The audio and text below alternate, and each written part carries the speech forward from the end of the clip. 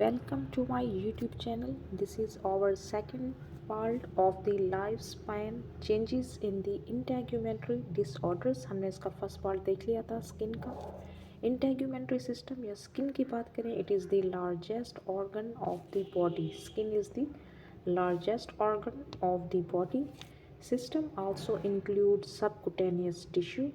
Subcutaneous tissue का आपको पता है ये रिस्पॉन्सिबल होता है for storing energy and absorbing trauma, या आपको किसी ट्रॉमा वगैरह से भी बचाता है। सबकुटेनियस टिश्यू को हम सुपरफिशियल फेशिया भी कहते हैं। नेक्स्ट हमारे पास जो है वो उसके नीचे डीप फेशिया होता है। ठीक है, ये हमारा इंटेग्यूमेंट्री सिस्टम, हमारा स्किन, इसमें सुपरफिशियल फेशिया भी हम पढ़ते हैं एंड डीप फेशिया, और कुछ एसोसिएटेड ग्लैंड्स होते हैं, एक्सेसरी ऑर्गन्स होते हैं, that is the nails, hairs and the structures immediately under the superficial skin layer, जो कि हमारे पास डर्मिस होता है।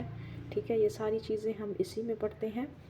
फंक्शन ऑफ इंटेग्यूमेंट्री सिस्टम हमारा जो है प्रोटेक्शन करवाती है इन्फेक्शन से, इंजरी से, क्योंकि स्किन जो है वो हमारी पूरी बॉडी को एक्सटर्नल कवर किए हुई होती है।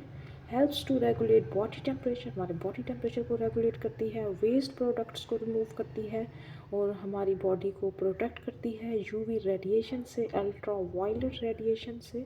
Provide vitamin D, responsible for maintaining normal level of blood calcium and phosphorus. ठीक है, सनलाइट से जो है वो विटामिन डी जो है वो स्किन के थ्रू ही सारे प्रोसेस से बॉडी में जाता है।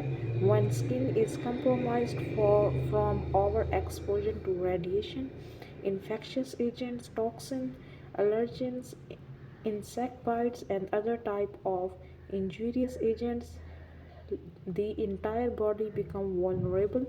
जब स्किन ही हमारी compromised होगी इन सब चीज़ों से, तो जो है वो कंडीशन हमारी स्किन की जो है वो वल्नरेबल हो जाएगी।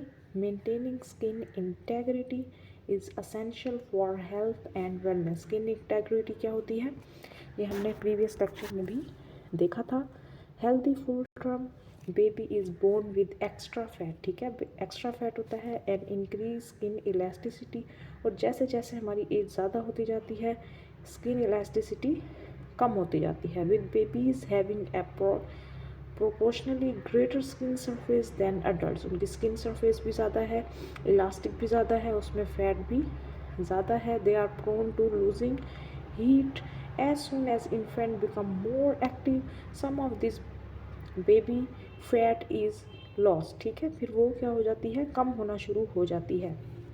Changes in the skin become more apparent during puberty when hormones influence changing in the hair and fat distribution। ठीक है, तब हार्मोनल इन्फ्लुएंस की वजह से स्किन में जो है वो चेंजेस आती हैं। In some cases increase secretion from sebaceous glands, कुछ जो है वो केसेस में स्पीशियस ग्लैंड की सिक्रेशन इंक्रीज हो जाती है। With age and exposure to toxin and UV radiation skin की इलास्टिसिटी लॉस होना शुरू हो जाती है, और स्किन की इलास्टिसिटी एजिंग के साथ भी लॉस होती है। ओल्डर अडल्ट्स की बात करें तो उनकी स्किन पे जो है वो ग्रेइंग ऑफ कलर आना शुरू हो जाते हैं। Its physiological changes include impaired wound healing भी उनकी रिड्यूस हो जाती है ओल्डर अडल्ट्स में। नेक्स्ट इंटेग्यूमेंट्री पैथोलॉजीज़, कौन कौन सी ऐसी पैथोलॉजीज़ हैं, skin pathologies related to amputation, जिनको डायबिटीज़ होती है क्योंकि उनकी सेंसेशंस कम हो जाती हैं, पेरिफेरल न्यूरोपैथी हो जाती है तो उन्हें स्किन के प्रॉब्लम्स होते हैं, मेल न्यूट्रिशन है, न्यूरोमस्कुलर डिस्फंक्शन है, ओबेसिटी है, पेरिफेरल नर्व इन्वॉल्वमेंट है जो कि डायबिटीज़ में होता है अक्सर। ठीक है, स्पाइनल कॉर्ड इंजरी है, वही आपको जो है वो सेंसेशन स्पेल वो आपको फील नहीं होंगी। वास्कुलर डिजीज़ है, वास्कुलर डिजीज़ में जैसे जो है वो आर्टीरियल अल्सर्स या आर्टीरियल या इस्कीमिया की कंडीशन, इस तरह की कोई कंडीशन होगी जो वेसल्स को इफेक्ट करेंगी, उसमें भी स्किन पैथोलॉजीज हो सकती हैं। Skin impairment are limiting level of activity, reducing sensation, edema, inflammation, pain etcetera. ठीक है, इन सब इम्पेयरमेंट स्किन की उनमें ये सब चीज़ें आती हैं। Meter your patient and send to the referral. ठीक है, जितना जल्दी इसको हम करेंगे ट्रीट उतना ही जल्दी हम इसको रिकवर कर पाएंगे। जितनी अगर एज ज़्यादा होगी, एल्डर पीपल होंगे, उनमें रिकवर करना स्किन कंडीशंस को इट्स नॉट इजी, क्योंकि उनमें हीलिंग इम्पेयर वाउंड हीलिंग है, हमने पढ़ा है। स्किन कैंसर की बात करें तो स्किन कैंसर के लिए हम ABCDE rule of skin cancer to identify any abnormal skin lesion, वे हम कैसे ABCDE प्रिंसिपल यूज़ करते हैं, it's very important for examination.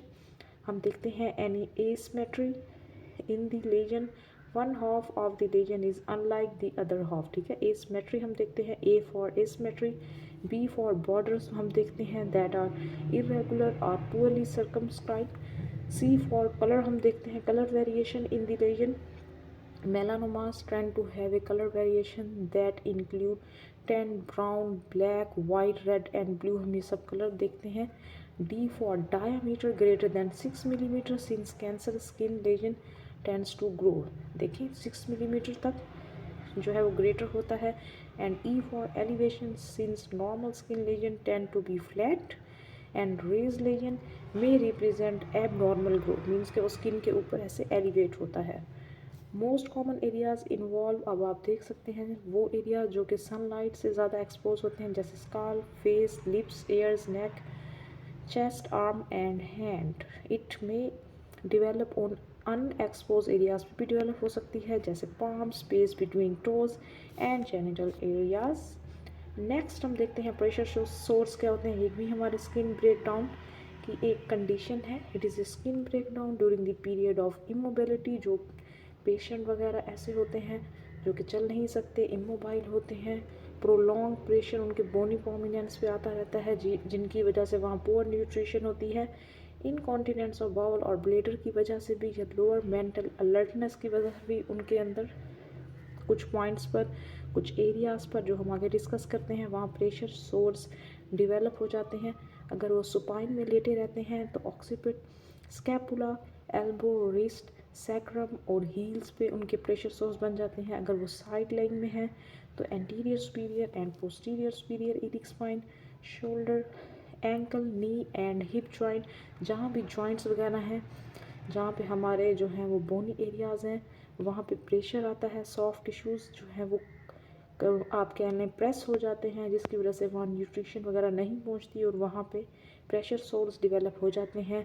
अब इनको मैनेज कैसे करना है, it's very important for MCQ's point of view और शॉर्ट क्वेश्चन। पोजीशनिंग आपने चेंज करते रहना है every 2 hours. Water bag under heels, hands, ताकि जो है वो प्रेशर डेवलप ना हो। Soft cushion under pressure areas, ठीक है। Whole body passive and active movement, ताकि सर्कुलेशन जो है वो ठीक रहे पूरी बॉडी में। नेक्स्ट प्रीकॉशंस क्या है, prevent creases on sheet, pillows, prevent hard beds नहीं रखनी, प्रिवेंट प्रोलॉन्ग पोजीशन में नहीं रहना, ठीक है। Next the skin condition that is the xerosis, it is the abnormal dryness of the skin और द म्यूकस मेम्ब्रेन, ये आप देख सकते हैं इन द पिक्चर्स। इसकी काजेस क्या है, ड्राई स्किन जिनकी होती है usually get worse during the winter, older people are usually affected more by this condition, xerosis से ओल्डर पीपल ज़्यादा इफेक्ट होते हैं, उनके अंदर डिहाइड्रेशन ज़्यादा होती है। सिम्टम्स क्या होते हैं, स्किन ड्राई हो जाएगी, स्केली हो जाएगी, इची एंड रेड, इट में है फाइन क्रैक्स, ये आप देख सकते हैं, आपको क्रैक्स भी नज़र आ रहे होंगे। The problem is usually worse on the arm and legs. Xerosis की हमारे पास फिर जो है स्टेजेस कह लें, mild, moderate and severe. Mild में हमारे पास ड्राई स्किन होगी विद मिनिमल फ्लिंकिंग। इसका ट्रीटमेंट क्या है कि आप जो है वो हाइड्रेट रहें, अपनी स्किन को हाइड्रेट रखें यूजिंग ए मॉइस्चराइजिंग एजेंट। मॉडरेट की बात करें, dry skin with A scaly fish like appearance that easily rubbed of from the skin. Treatment क्या है, इसके अंदर आप मॉइस्चराइजिंग एजेंट यूज़ करें। And the third one is the cracking, आप देख सकते हैं स्किन में बहुत ज़्यादा इसके अंदर जो है वो स्वेयर कंडीशन है दैट रिजेंबल ड्राई अर्थ। इसी के अंदर आप मॉइस्चराइज़र यूज़ करें with urea, alpha hydroxy acid और लैक्टिक एसिड, ठीक है, ये आप यूज़ कर सकते हैं। This is the mild, moderate and swear condition, और सब में ही मॉइस्चराइजिंग एजेंट यूज़ करना है, बस इतना याद रखना है आपने। इसमें फ्लैंकिंग हो रही है, इसमें फिश लाइक अपीयरेंस है और इसमें क्रैकिंग हो रही है, ठीक है। प्यूराइटिस क्या होता है? It is the medical term for itchy skin and common symptom for several diseases. ठीक है, इसके सिम्टम्स कॉमन है। Therefore taking a detail patient history aid in determining whether the cause of pruritus is underlying disease or simply untreated xerosis. Untreated xerosis की वजह से भी प्यूराइटिस हो सकता है। For example, pruritus may be a symptom of renal और liver disease. ठीक है, इस लीवर मतलब सिस्टेमिक डिजीज भी हो सकती है। स्कैबीज और dry skin from ageing, helping patient understand the itchy scratch each cycle. ये हम आगे देखते हैं ये क्या है। And their own behaviour pattern is important to successful management. Patient का अपना जो है वो बिहेवियर किसी भी डिजीज़ को लेके very important. Each scratch each cycle, इसमें क्या होगा? ईचिंग होगी, आप स्क्रैचिंग करेंगे, इसमें irritation, pain, break in skin and infection होगा। फिर लेखेनिफिकेशन, जिसको हम chronic thickness of the dermis भी कहते हैं, देन इस कंडीशन से सफ़र करेंगे। This is this cycle is very important. Common integumentary side effects of medication. Medication कौन कौन सी मेडिकेशंस के स्किन पर साइड इफ़ेक्ट हो सकते हैं? Most common drug reaction is urticaria, जिसमें हम itchy, swollen, red bumps or patches on the skin. Aspirin and NSAID can cause angioedema. Angioedema क्या होता है? Swelling beneath the skin and urticaria cause हो सकता है। एनसिड कैन आल्सो काज प्लूराइटिस, जिसमें itching है। Rash appearance like measles, urticaria and photosensitivity, जो कि एनसिड की वजह से हो सकता है। ये सारे आपने याद रखने हैं, फॉर शॉर्ट क्वेश्चन में पूछा जा सकता है।